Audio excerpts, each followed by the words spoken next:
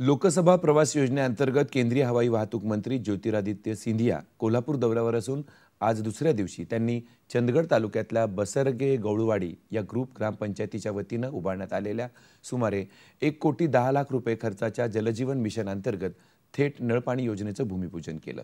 या नळपाणी योजनेचा लाभ परिसरातल्या 5 गावातल्या नागरिकांना होणार आहे। त्यानंतर सिंधिया यांनी गडहिंग्लज शहर आणि तालुका भाजपच्या वतीनं आयोजित कार्यक्रमात सहभाग घेतला। यावेळी त्यांनी पीएम किसान सन्मान निधी योजनेच्या लाभार्थ्यांशी संवाद साधला। अन्नदात्याच्या घामाला विविध कल्याणकारी योजनांची जोड देऊन या सरकारनं शेतकऱ्यांना नवी ऊर्जा देण्याचं काम केल्याचं ते म्हणाले। त्यानंतर सिंधिया यांनी नेसरी इथल्या छत्रपती शिवाजी महाराजांचे सरसेनापती शूरवीर प्रतापराव गुजर यांच्या स्मारकाला भेट दिली। सिंधिया यांनी करवीर तालुक्यातल्या प्रतिपंढरपूर ओळखल्या जाणाऱ्या नंदवाळ इथल्या प्राचीन विठ्ठल मंदिराला भेट देऊन दर्शन घेतलं।